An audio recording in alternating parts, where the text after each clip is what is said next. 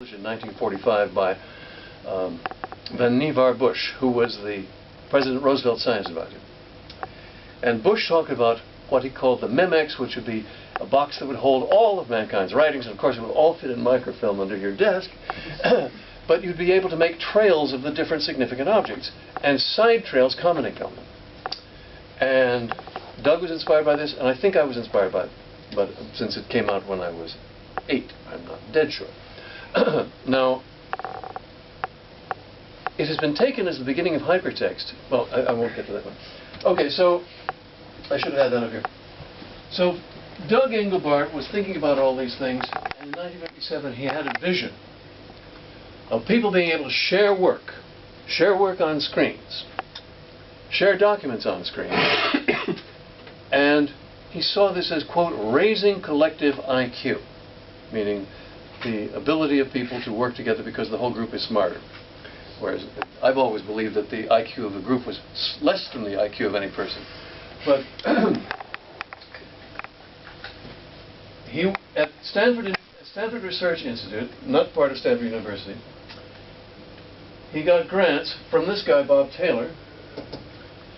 He got grants and built something called NLS, which stood for Online System.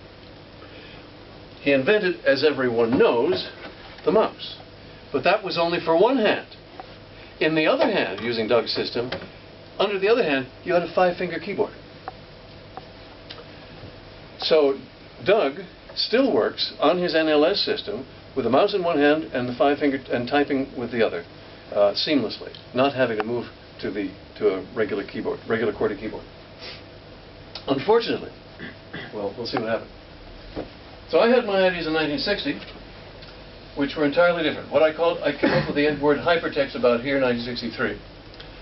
But to me it meant something very different from what is now called hypertext. It meant being able to buckle documents side by side. It meant marginalia. It meant publishing mechanisms, an entire suite. An entire suite. I believe you can have the paperless office.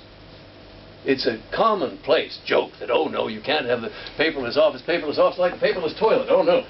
But anyone who compares an office to a toilet shouldn't be designing software. The point is, I believe you can have a paperless office, but not if you imitate paper. Get it? If you imitate paper, it's hopeless. It's totally inferior to the way things are now. And, oh my. Okay.